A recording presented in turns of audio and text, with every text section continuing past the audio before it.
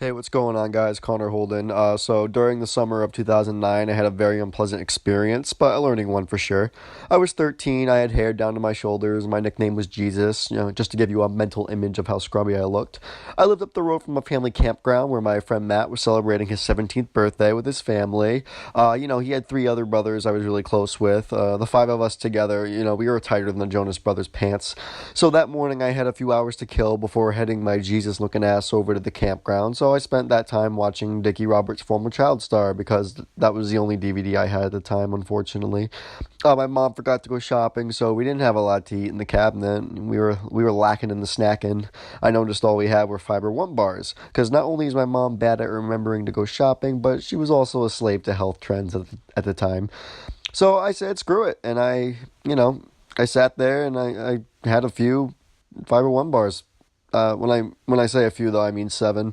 Yeah, that's right. I ate seven Fiber One bars. I was swallowing bars as if my rap career was plummeting. I didn't think it was a big deal because I had to snack. I also didn't have any prior knowledge about the effects of fiber, but by the end of the story, let me assure you that I never forgot. So I get to the campground. I'm having a blast with my boys. We're playing basketball, skateboarding, cracking jokes about each other's mothers, swapping stories of our sexual encounters that never happened. Just a normal misogynistic camaraderie against young boys. Anyway, we sang happy birthday and ate our cake, and my intestines started to feel like a water slide. When the water starts moving faster because, someone's coming down the slide at a rapid speed.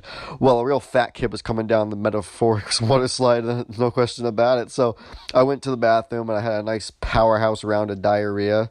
It wasn't a big deal. I was having a really good time with my boys. I wasn't going to let this minor inconvenience ruin my friend's 17th birthday. No way, sir. No. I gave my buttocks a hard wiping and I carried on with the party.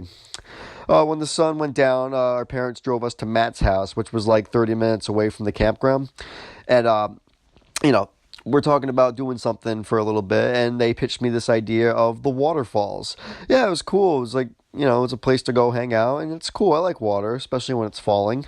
So yeah, I said, let's go to the waterfalls. Sure, that sounds like fun, Matt. It's your birthday. We'll do what you want.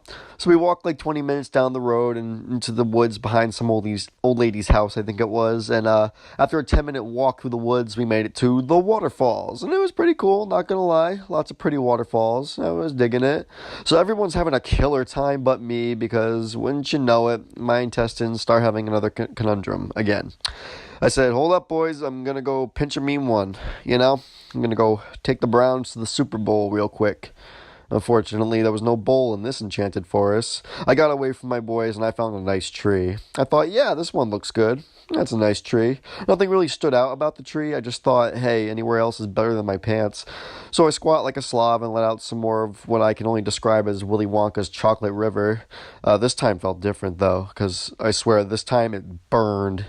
So while my asshole continues to like sizzle, there wasn't actually smoke, but like I said, it just really, really burned. I'm squatting there, and like a family of 7 deer come running by me. I mean, usually deer run like away from you, but in this case, they were running on their own terms, and they just happened to trot by some long-haired kid having a meltdown from his rectum, and they were pretty close. Like if I stuck my hand out, I could have touched them. So that scares the shit out of me, or whatever shit I had left in me. I almost fell over, but I kept my balance. I knew that this episode was going to end with the inevitable leaf, so I pick one up, I try to wipe with it, but as soon as the leaf came into contact with my ass, it crunched in half. Oh, what the hell. But, alright, I pull up my pantalones and I go meet back up with mi amigos. Yeah, they're laughing at me because I smell like complete shit. There's no hiding it. My ass was still fucking dirty. I wasn't embarrassed because it's just my boys. In hindsight, though, I could have stuck my ass against the waterfalls and used Mother Nature as a bidet, but I didn't think of that. But it really wasn't until it was completely dark and we're walking back and it started to hurt. Every step I took felt worse than the last. My asshole was screaming in pain. My boys are laughing because I'm walking like Freddie Mercury after a sexual encounter, and I couldn't wait to be home. We finally get there, and my other friend's mom is waiting for us to get in the car and take us all home. But before I got into the car, I would beg one of my friends for some kind of deodorant spray or even cologne, just something to mask the stench of my chapped ass. So Matt gave me some of his chocolate axe. It was pretty fitting, honestly. After all, my ass did feel like I sat on a sharp axe covered in chocolate syrup. Oh yeah, 3 cheers for irony. Anyway, I take the longest drive of my life, and I'm home. I fill my bathtub up, and, as we already know, I don't make smart decisions. I filled it up with hot water. So I ease myself into the bath and let the water cleanse me of my torturous night, and I jump back up because the hot water only agitated it really bad. I was almost in tears. So I skip the bath and I just, take a shower and cure my ass of its filth. I was okay. I didn't die. So I guess the moral of the story here is don't eat 7-fiber-1 bars. I know it's kind of easy to avoid, but just use my story as an example of how shitty things could get. Happy birthday, Matt.